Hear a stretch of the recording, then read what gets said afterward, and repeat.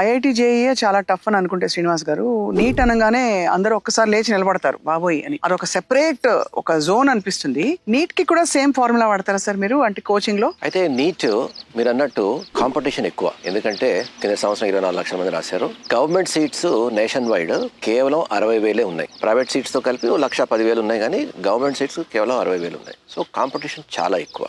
Neat JEE main రెండు almost ఒకేలాంటి exams. JEE advance is a different beast. NEET JEE main ఒకేలాంటి exams ఎందుకంటున్నానంటే రెండు they are based on NCERT. Number 1. రెండు structured exams, అంటే మనకు ముందరే ఫార్మాట్ తెలుసు. మ్యాథ్స్ నుంచి ఎంత వస్తుంది, ఫిజిక్స్ నుంచి ఎన్ని క్వశ్చన్స్ వస్తాయి, కెమిస్ట్రీ నుంచి ఎన్ని క్వశ్చన్స్ వస్తాయి, అలాగే బయాలజీ నుంచి ఎన్ని, ఫిజిక్స్ కెమిస్ట్రీ నుంచి నీట్ లో తెలుసు. మార్కింగ్ స్కీమ్ ఏంటో తెలుసు, ఎలాంటి క్వశ్చన్స్ వస్తాయో తెలుసు, అన్ని తెలుసు. రెండు డిఫరెన్సెస్ కూడా ఉన్నాయి. ఒకటి ఏంటంటే మ్యాథ్స్ జేఈ మెయిన్ లో మ్యాథ్స్ ఈ మధ్య కాలంలో కొంచెం లెందీగాను టఫ్ గాను అంత ఈజీగా స్కోరింగ్ రావట్లేదు. Whereas in the case of NEET biology చాలా స్కోరింగ్. అసలు బయాలజీలో వాళ్ళు ఆల్మోస్ట్ 100% తెచ్చుకోవాలి. ఇక్కడ ప్రాబ్లం ఏమవుతుందంటే స్టూడెంట్స్ కి నీట్ లో ఫిజిక్స్ ఇస్ ఛాలెంజ్. ఫిజిక్స్ ఏమవుతుంది, కాన్సెప్ట్స్ బాగా అర్థం చేసుకుంటే వాడు నీట్ ఫిజిక్స్ కూడా చేయగలడు. కాకపోతే అక్కడ ఏమవుతుందంటే స్టూడెంట్స్ బట్టి సిస్టమ్ ఫిజిక్స్ కూడా అప్లై చేస్తారు, అందుకోసం ఫిజిక్స్ చాలా టఫ్ అవుతుంది. సో మేమేం చేస్తాం అంటే మేము ట్రెడిషనల్ గా మేము ఫిజిక్స్ లో వెరీ స్ట్రాంగ్. మా physics department is very strong. So ఆ ఫిజిక్స్ ని సింప్లిఫై చేస్తాం.